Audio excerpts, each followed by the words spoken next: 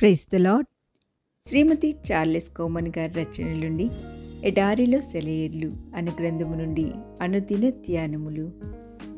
శ్రమ నొంది ఉండుట నాకు మేలాయను. కీర్తన గ్రంథం 119 నా చిత్తము కాదు నీ చిత్తమే అని ప్రార్థించలేని వాళ్ళని, ఈ గిన్నె నా నుండి తొలగించు అంటూ పట్టుబట్టే వాళ్ళని, గెస్సెమనేలో ప్రభువు వేదనను అర్థం చేసుకోలేని వాళ్ళని చూసి జాలిపడు దేవా, చూపించు వాళ్ళకి నీ కృపని. పరదేశ మార్గంలో పయనిస్తున్న సమయంలో మనం మరింత లోతైన అనుభవాల గుండా వెళ్ళాలని దేవుని ఆశ.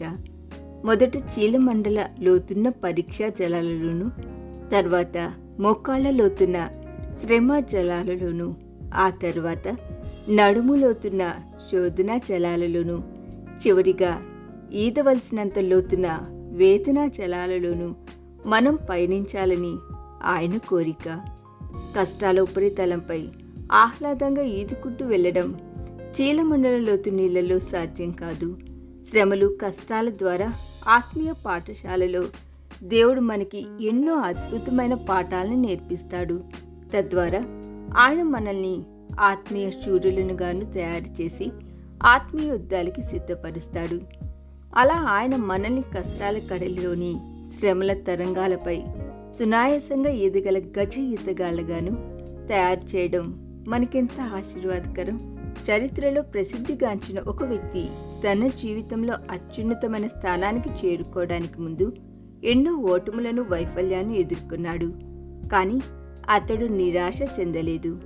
తన దేశ ప్రజలకి, దేవునికి సేవ చేయాలన్న తపన అతడిలో ఉండనట్లయితే అతడు అమెరికా అధ్యక్షుడిగా చరిత్ర పుటల్లోకి ఎక్కేవాడే కాదు. జీవితంలో అతడికి ఎదురైన ఓటములు, వైఫల్యాలే అతడి విజయానికి సోపానాలయ్యాయి. ఇలినాయిస్ లెజిస్లేచర్ స్థానంలో గెలుపొంది రాజకీయ జీవితం ప్రారంభించాలని అనుకున్న ఆ వ్యక్తికి ఓటమి రూపంలో మొట్టమొదటి వైఫల్యం ఎదురైంది.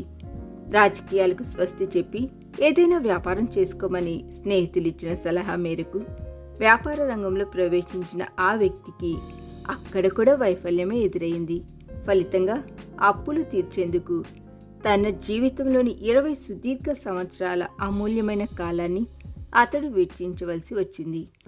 ఆ తర్వాత తాను ప్రేమించిన యువతిని పెళ్లాడలేకపోవడంతో మరో వైఫల్యాన్ని అతడు రుచి చూడవలసి వచ్చింది.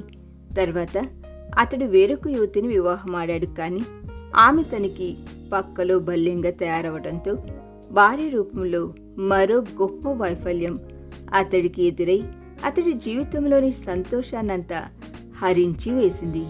అతడు తిరిగి రాజకీయాల్లోకి ప్రవేశించాడు. ఈ పర్యాయం అతడు అమెరికా కాంగ్రెస్పై గురిపెట్టాడు.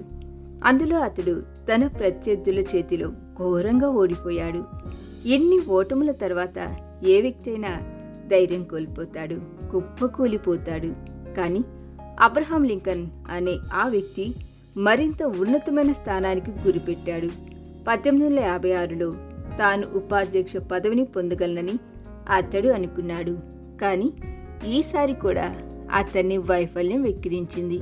1858లో అతడు మరోసారి అమెరికా సెనెట్కు ప్రయత్నించాడు. కానీ డగ్లస్ అనే వ్యక్తి ఎదుట ఘోరంగా ఓడిపోయాడు. వైఫల్యాల తర్వాత వైఫల్యాలు, అవి కూడా ఘోరమైన వైఫల్యాలు.